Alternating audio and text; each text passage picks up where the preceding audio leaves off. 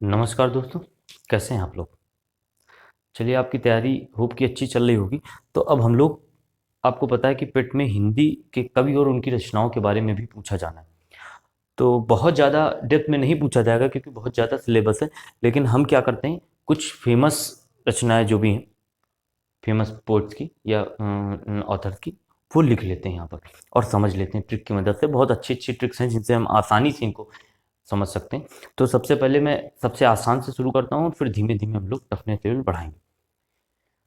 तो मैं आपको सबसे पहले सूरदास की बता देता हूँ। सूरदास,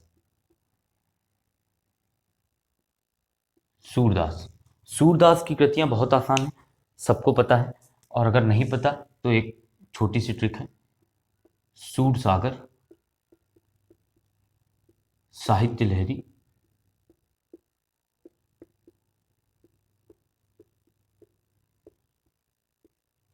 सूर की सारावली।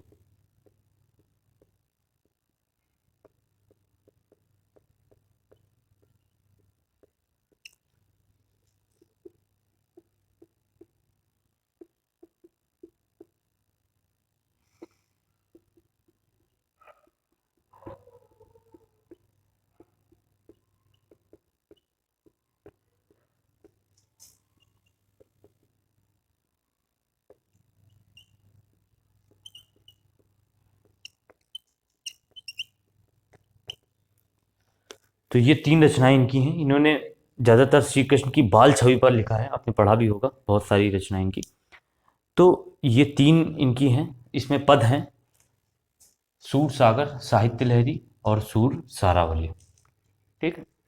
इसके बाद आ जाते हैं तुलसीदास पर, और तुलसीदास की समझ लेते हैं। तुलसीदास की थोड़ा इम्पोर्टेंट है और ज़्यादा भी है, लेकिन हम जो है मेन मेन ही पढ़ेंगे। तुलसीदास की मेन रचनाएं जो हैं, जो ज़्यादा पूछी जाती हैं। और इसके लिए एक बहुत अच्छी ट्रिक है हमारे पास।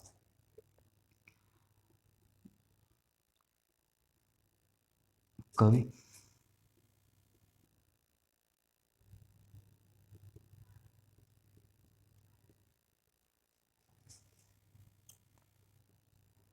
गाते हैं। यह है दो कवि राह में गीत गाते हैं। दो कवि राह में गीत गाते हैं। अब देखिए इन पे क्या क्या हम लिखते हैं। सबसे पहले है दोहावली, दोहावली। फिर का से कवितावली। फिर वी से विनय पत्रिका, विनय पत्रिका। फिर इसके बाद रा से रामचरितमानस, आपको पता है एक रामचरितमानस, ये तो सबको पता है। और एक है रामलला नहछू, रामलला नहछू।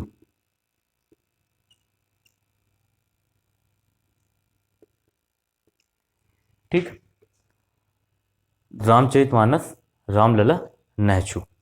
ठीक, इसके बाद ये है गीतावली। और माँ से है मंगल। मंगल मतलब जानकी मंगल, जानकी मंगल और पार्वती मंगल, ये दोनों इन्होंने ही लिखा।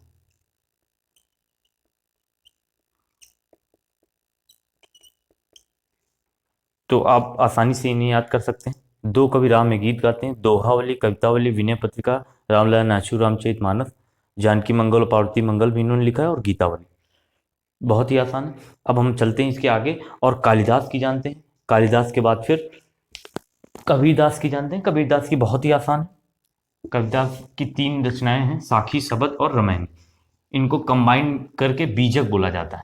और कबीरदास के बारे में एक बात बहुत पूछी जाती है, इनकी भाषा कैसी थी? तो इनकी भाषा जो थी वो सब मिक्स थी, सदुक्कड़ी भाषा थी। सब कुछ मिक्स कर दिया था इन्होंने, सारी लैंग्वेजेस को। तो एक भाषा कहा नहीं जा सकता इनको।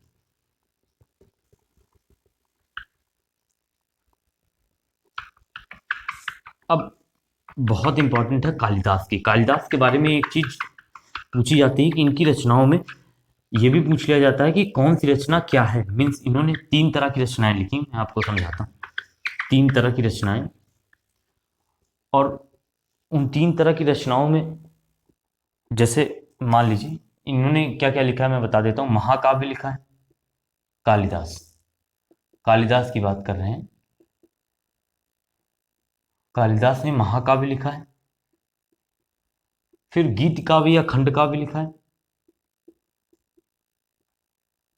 और नाटक लिखा है, रूपक। ये 3 तरह की कृतियां मेन कालिदास के हिस्से में आती हैं। तो हम समझ लेते हैं कि ये क्या है। महाकाव्य, महाकाव्य इन्होंने 2 लिखे। एक तो आपको पता है जिसके आगे महाकाव्य लगता है, ये रघुवंश महाकाव्य, रघुवंश महाकाव्य, और एक है कुमार संभवम, कुमार संभवम। खंड काव्य में इनके 2 खंड काव्य हैं, मेघदूत और ऋतु संहार, मेघदूत और ऋतु संहार।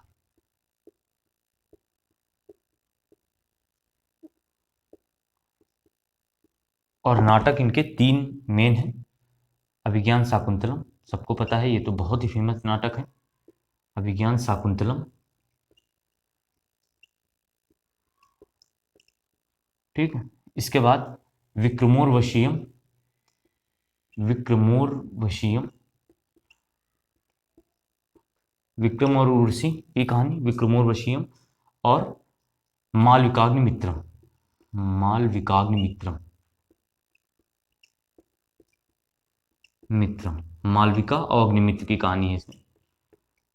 अभिज्ञान शाकुंतलम में आपको पता है दुष्यंत और शकुंतला की कहानी है। तो ये इस तरह से हैं, लेकिन अब इनको याद कैसे करना है, तो इसको याद करने का एक बहुत ही सॉलिड सा फॉर्मूला है।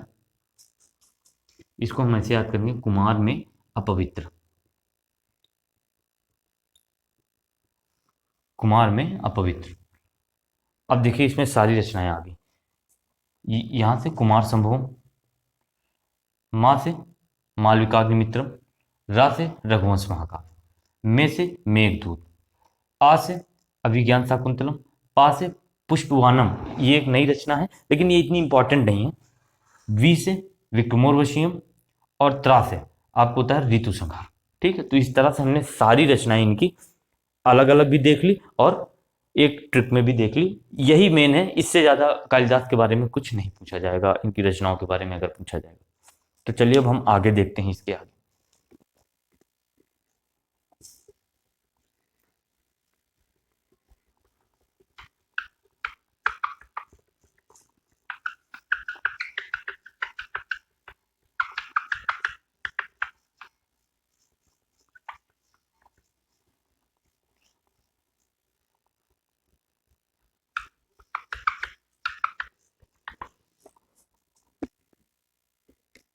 अब हम पढ़ते हैं मैथिली चरण गुप्त को।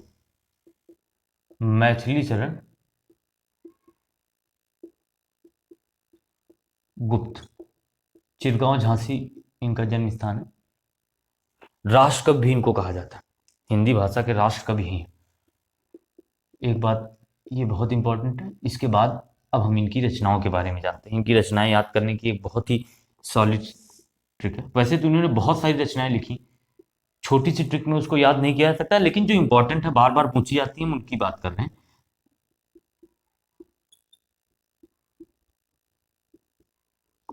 ठीक है, अब देखिए इसमें कौन कौन सी रचनाएं हैं। जा से क्या है, आप ये बहुत ही पॉपुलर रचना है, सबको पता है, जयद्रथ वध, वध। या से यशोधरा,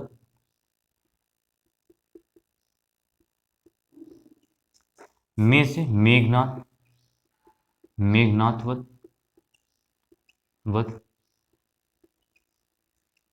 फिर भा से भारत भारती, भारत भारती। और शाह से 2 रचनाएं बनती हैं, एक तो बनता है नहुष और एक बनता है साकेत। और ऐसे ही भारत भारती है तो जैसे एक ये पूरे जैसे भी एक बनती है जय भारत, जय भारत। तो आप देख रहे हैं कि इन्होंने भारत पर काफी रचनाएं लिखी हैं, जय भारत, भारत भारती, इसीलिए इनको राष्ट्रकवि की उपाधि मिली। वध, जयद्रथ वध और मेघनाथ वध, ये बहुत इंपॉर्टेंट है। या से यशोधरा, भा से भारत भारती और नहुष और साकेत। तो इस तरह से हमने आसानी से मैथिली चरण गुप्त की सारी रचनाएं याद कर ली। अब इससे बाहर मैथिली चरण गुप्त से नहीं पूछा जाएगा। तो चलिए अब हम जो है अगले स्लाइड में जानते हैं जयशंकर प्रसाद, मुंशी प्रेमचंद और जो भी इंपॉर्टेंट हैं, हजारी प्रसाद द्विवेदी, ये सारी कुछ रचनाएं जानते हैं। चलिए, थैंक यू।